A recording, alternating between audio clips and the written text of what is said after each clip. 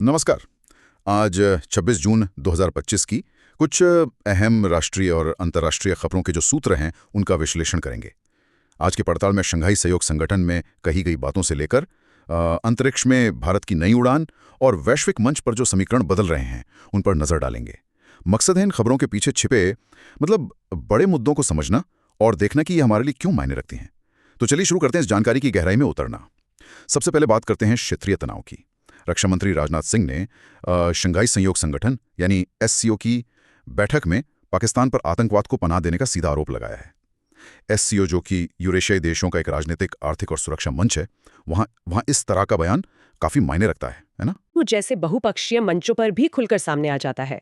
जहां ऐसे संगठन सहयोग बढ़ाने के लिए बने हैं, वहीं देखिए द्विपक्षीय मुद्दे अक्सर हावी हो जाते हैं।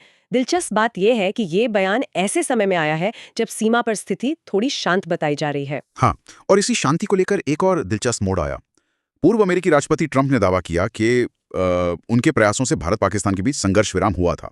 प्रधानमंत्री मोदी ने इस दावे को खारिज कर दिया और कांग्रेस ने भी ट्रंप की आलोचना की। तो इस दावे प्रति दावे को कैसे देखा जाए? देखिए, ये कूटनीति में अक्सर होता है, खासकर जब नेता अपनी विरासत बनाने या चुनावी माहौल में अपनी भूमिका को बढ़ा चढ़ाकर दिखाना चाहते हों। सूत्रों के मुताबिक संघर्ष विराम तो वो स्थानीय कमांडरों के स्तर पर हुई बातचीत और कई दूसरे जटिल कारकों का नतीजा था। ट्रंप का दावा शायद अमेरिकी घरेलू राजनीति से ज्यादा प्रेरित लगता है, जमीनी हकीकत से कम। इससे असल कूटनीतिक प्रक्रिया पर शायद ही कोई असर पड़े, लेकिन ये अंतर्राष्ट्रीय संबंधों में बयानबाजी के महत्व को जरूर दिखाता है। सही कहा, बिल्कुल। अब जरा नजर आसमान की ओर करते हैं। भारतीय अंतरिक्ष यात्री शुभांशु शुक्ला, वो एक्सियम 4 मिशन के तहत अंतर्राष्ट्रीय स्पेस स्टेशन पहुंचने वाले हैं। ये भारत के लिए वाकई गर्व का पल है। निश्चित रूप से ये न सिर्फ भारत के बढ़ते अंतरिक्ष कार्यक्रम की ताकत दिखाता है, बल्कि अंतरिक्ष अन्वेषण के बदलते स्वरूप का भी संकेत है। एक्सियम 4 एक निजी कंपनी द्वारा संचालित मिशन है, तो अब सिर्फ सरकारी एजेंसियां ही नहीं, बल्कि निजी कंपनियां भी अंतरिक्ष में अहम भूमिका निभा रही हैं।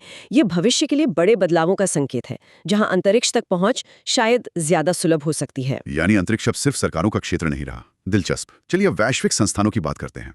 संयुक्त राष्ट्र वो अपनी 80वीं वर्षगांठ मना रहा है, लेकिन साथ ही अपनी प्रासंगिकता बनाए रखने और वो फंडिंग में कटौती जैसी चुनौतियों से भी जूझ रहा है। हाँ, ये एक महत्वपूर्ण मुद्दा है। देखिए, संयुक्त राष्ट्र जैसे संगठन द्वितीय विश्व युद्ध के बाद की दुनिया के लिए बने थे। आज की बहुध्रुवीय और जटिल दुनिया में उनकी प्रासंगिकता और कह सकते प्रभावशीलता पर लगातार सवाल उठ रहे हैं। उन्हें बदलते वैश्विक समीकरणों और नई चुनौतियों जैसे साइबर सुरक्षा या जलवायु परिवर्तन के हिसाब से खुद को ढालना होगा, इसमें कोई शक नहीं। और शायद इसी बदलते वैश्विक समीकरण का एक और उदाहरण नेटो शिखर सम्मेलन में देखने को मिला। ऑस्ट्रेलिया ने प्रधानमंत्री अल्बनीज की जगह अपने उप प्रधानमंत्री को भेजा है। कुछ लोग इसे ऑस्ट्रेलिया की वैश्विक मंच पर घटती दिलचस्पी के तौर पर देख रहे हैं। इसे कई तरह से देखा जा सकता है। हो सकता है ऑस्ट्रेलिया अपनी विदेश नीति का फोकस बदल रहा हो, शायद इंडो पैसिफिक क्षेत्र या वो AUKUS जैसे गठबंधनों पर ज्यादा ध्यान दे रहा हो, या फिर घरेलू राजनीति। हाँ, या फिर ये घरेलू राजनीति का भी मामला हो सकता है। लेकिन ये जरूर दिखाता है कि देशों की प्राथमिकताएं बदल रही हैं और पारंपरिक गठबंधनों या मंचों को लेकर उनका नजरिया भी वो विकसित हो रहा है। नेटो यूरोप केंद्रित है और शायद ऑस्ट्रेलिया जैसे देश अब अपनी ऊर्जा और संसाधन उन मंचों पर लगाना चाहते हैं जो उनके तात्कालिक हितों के लिए ज्यादा प्रासंगिक हों। तो आज हमने देखा कि कैसे क्षेत्रीय तनाव जारी हैं, भले ही वैश्विक मंच सहयोग की बात करें।